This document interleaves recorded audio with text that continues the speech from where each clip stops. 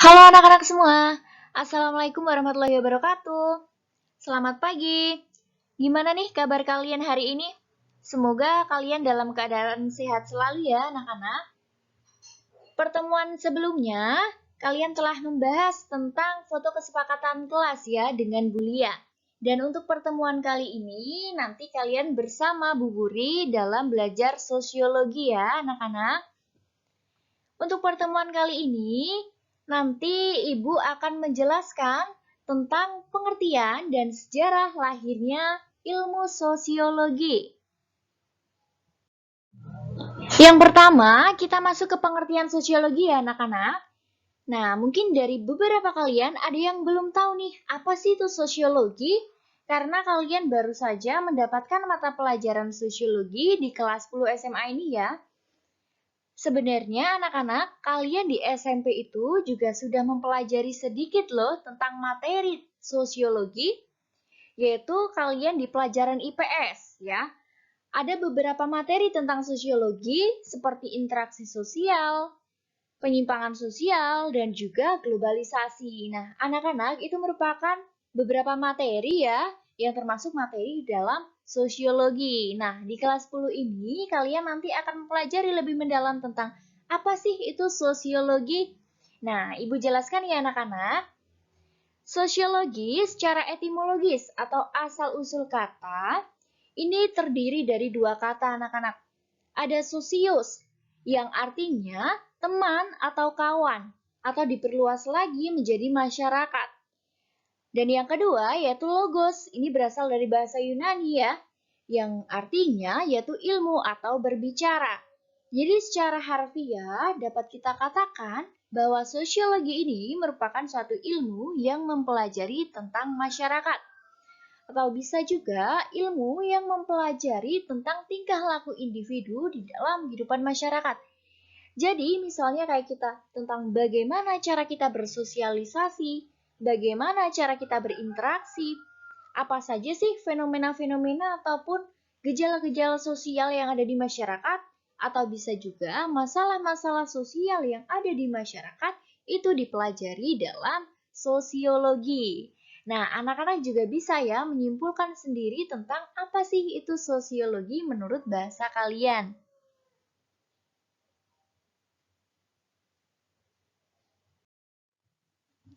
Selanjutnya, kata sosiologi ini pertama kali diperkenalkan oleh Bapak Agus Kom, anak-anak. Waktu itu pada tahun 1798 sampai 1857 pada bukunya yang berjudul Cours de Philosophie Positif atau Filsafat Positif. Karena Bapak Agus Kom ini memperkenalkan tentang sosiologi pertama kali, maka Bapak Agus Kom ini dijuluki sebagai Bapak Sosiologi Dunia. Nah, ini perlu kalian ingat ya, biasanya di tes itu terkadang muncul Bapak Sosiologi Dunia itu siapa? Yaitu Bapak Agus Kom. Selanjutnya, ada menurut beberapa pendapat para ahli tentang pengertian dari sosiologi nih anak-anak. Sebenarnya, ahli sosiologi yang mengatakan tentang pengertian sosiologi itu banyak ya. Tetapi Ibu di sini hanya mencantumkan 3 orang saja. Kalian bisa mempelajarinya sendiri, itu baik mencari sumber belajar dari internet ataupun buku pegangan kalian, G. Nah, yang pertama Ibu akan menjelaskan tentang pengertian sosiologi dari Max Weber. Di mana menurut beliau sosiologi ini merupakan suatu ilmu yang mempelajari tentang tindakan-tindakan sosial. Nah, apa sih Bu yang dimaksud dengan tindakan sosial? Tindakan sosial ini merupakan suatu tindakan yang bermakna bagi diri sendiri dan diarahkan ke orang lain. Contohnya seperti ini. Ibu ini sedang melakukan satu tindakan sosial ya, di mana Ibu sedang mengajarkan kalian tentang materi. Dan itu juga memiliki makna tersendiri bagi Ibu, di mana Ibu merasa senang karena Ibu telah mengajarkan materi baru ke kalian. Dan kalian juga nantinya akan memahami, dan ini diarahkan ke kalian. Ini merupakan suatu tindakan sosial anak-anak. Selain itu, bisa lagi ketika ada teman kalian yang jatuh, kalian menolongnya. Nah, itu juga termasuk tindakan sosial. Satu lagi contohnya, misalnya ketika kalian marah dan kalian mendorong teman kalian. Nah, itu juga merupakan suatu tindakan sosial. Berbeda dengan misalnya ketika kalian marah, kalian hanya diam saja. Itu bukan merupakan suatu tindakan sosial ya anak-anak. Jadi intinya kalau tindakan sosial itu diarahkan ke orang lain. Dan juga ada tuh misalnya pelaku yang lain, pelaku kedua ya. Maka dari itu, dapat dikatakan bahwa semua tindakan yang kita lakukan itu tidak berarti dapat dikatakan sebagai suatu tindakan sosial. Nah, itu pengertian sosiologi menurut Bapak Max Weber ya.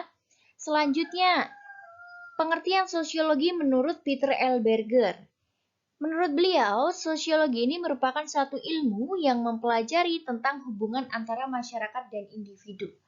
Namanya juga hubungan atau suatu interaksi ya. Pasti di dalamnya terdapat suatu aksi dan reaksi. Aksi ini merupakan suatu tindakan yang kita lakukan, sedangkan reaksi merupakan suatu respon dari tindakan yang kita lakukan. Contohnya nih, ketika seorang guru yang mengajar di kelasnya. Nah, aksi tersebut guru mengajar ya tentang materi yang dipelajari saat itu. Nah, reaksinya yaitu siswanya berupa mendengarkan dan mencatat berupa penjelasan dari guru. Nah, itu juga merupakan satu aksi dan reaksi. Ataupun ketika guru bertanya, para siswanya itu menjawab pertanyaan dari guru. Nah, itu merupakan pengertian sosiologi menurut Bapak Peter L. Berger. Selanjutnya, pengertian sosiologi yang ketiga itu menurut Bapak Suryono Sukamto, di mana beliau mengartikan sosiologi yaitu tentang ilmu yang mempelajari masyarakat secara keseluruhan dan hubungan-hubungan antara orang-orang di dalam masyarakat. Pendapat Bapak Suryono Sukamto ini hampir sama ya dengan Bapak Peter L. Berger, di mana mempelajari tentang hubungan-hubungan manusia di dalam kehidupan masyarakat. Entah itu hubungan antara individu dengan individu di masyarakat, individu dengan kelompok di masyarakat, ataupun kelompok dengan kelompok di masyarakat. Nah, jadi ketiga ahli tersebut ya yang mengartikan tentang sosiologi. Jadi sosiologi itu apa sih anak-anak? Dari ketiga ahli tersebut dapat kita simpulkan nih tentang pengertian sosiologi, yaitu sosiologi merupakan suatu ilmu yang mempelajari tentang masyarakat dalam berinteraksi, berperilaku, dan saling mempengaruhi satu dengan yang lainnya. Kalian juga bisa mengartikan ya tentang pengertian sosiologi menurut pendapat atau bahasa kalian sendiri anak-anak. Selanjutnya, kita akan mempelajari tentang sejarah lahirnya sosiologi. Kira-kira ada yang tahu nggak ya bagaimana sih sejarah lahirnya ilmu sosiologi? Mari kita bahas bersama-sama ya anak-anak tentang lahirnya sosiologi. Anak-anak, yang perlu kalian ingat bahwa sosiologi ini pertama kali muncul di Eropa ya pada abad ke-19, yaitu pada saat transisi menuju lahirnya masyarakat baru yang ditandai dengan beberapa peristiwa atau perubahan besar. Ada dua peristiwa ya yang mengakibatkan perubahan besar pada kehidupan masyarakat pada saat itu, yaitu yang pertama, revolusi politik atau revolusi Prancis, dan yang kedua yaitu revolusi industri atau revolusi Inggris. Yang pertama, Ibu akan menjelaskan tentang revolusi politik atau revolusi Prancis ya. Revolusi politik ini merupakan suatu pergolakan politik yang dipelopori oleh gerakan sosial radikal pada waktu itu yang menginginkan adanya perubahan tata pemerintahan yang awalnya bersifat monarki absolut ke sosial demokratis. Monarki absolut ini artinya bahwa tata pemerintahan pada saat itu kekuasaannya berada di tangan raja anak-anak. Jadi apapun yang dikatakan oleh raja itu tidak boleh ditentang oleh siapapun. Jadi masyarakat harus menaati aturan dari raja. Nah, adanya kekuasaan yang absolut dan mutlak tersebut membuat rakyat menjadi sengsara dan menjadi tertekan dengan kewajiban yang harus dipenuhi pada saat itu ya.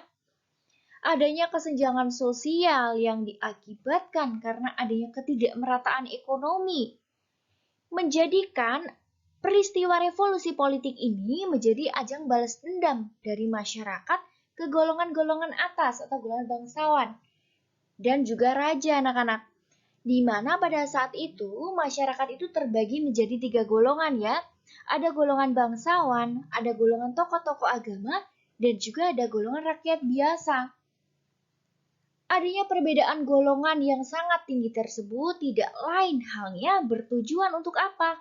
Bertujuan untuk mengamankan posisi raja, agar raja berada di kelas yang paling tinggi dan menempatkan rakyat biasa ke kelas yang paling rendah dan mendapatkan penguasaan tanah yang sangat sedikit pada waktu itu. Meskipun demikian, tetapi rakyat itu dibebani dengan harus membayar pajak yang sangat besar dibandingkan golongan yang lain. Nah, adanya kondisi tersebut membuat kecemburuan sosial ya pada masyarakat dan memicu ketidakpuasan masyarakat dan memicu timbulnya kemarahan masyarakat dan terjadilah pemberontakan pada saat itu yang memicu timbulnya suatu peristiwa yaitu berupa revolusi politik atau revolusi Prancis yang menginginkan perubahan tata pemerintahan yang awalnya bersifat monarki absolut ke sosial demokratis. Adanya revolusi politik ini mengakibatkan berbagai permasalahan yang terjadi ya anak-anak seperti halnya kerusuhan, konflik, dan lain sebagainya karena adanya perubahan tata pemerintahan.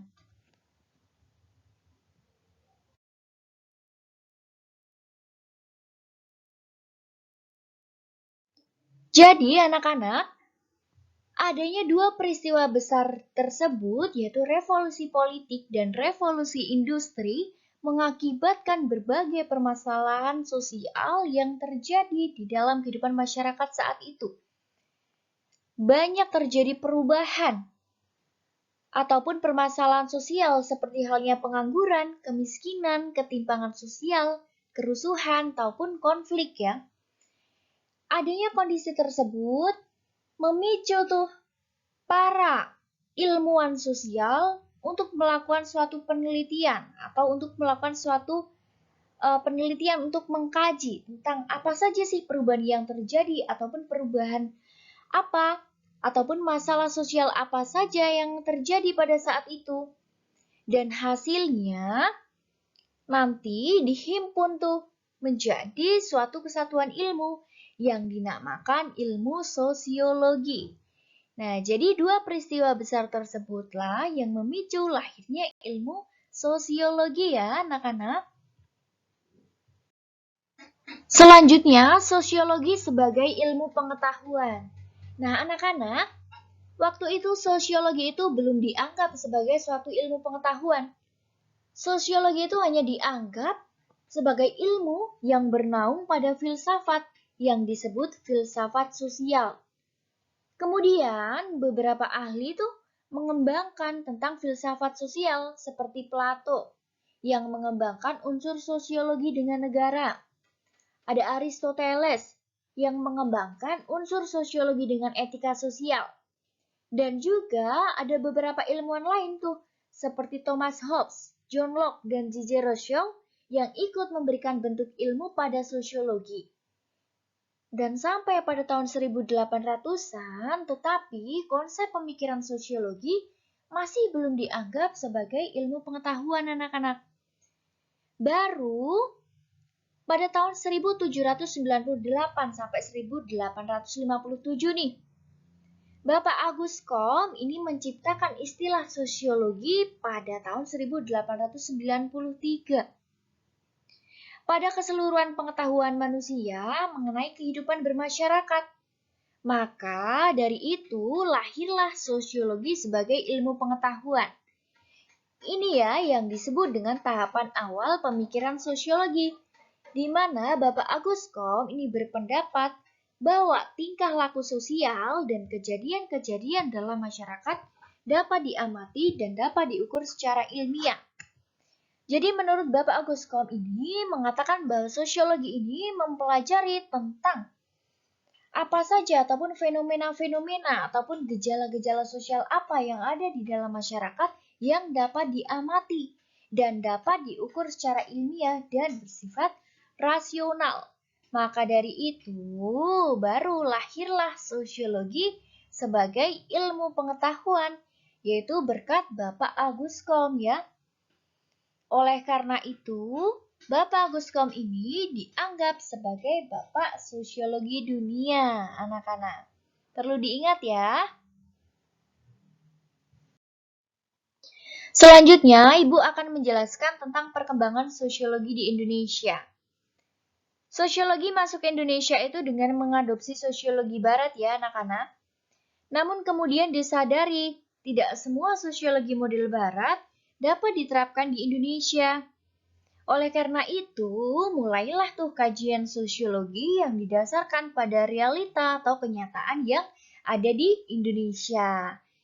Sejarahnya itu dimulai dari pujangga Indonesia dan pemimpin pada waktu itu, seperti Wulang Ngereh karya Sri Paduka Mangkunegoro IV dari Surakarta, yang mengajarkan tentang tata hubungan anggota masyarakat Jawa yang berasal dari golongan yang berbeda-beda.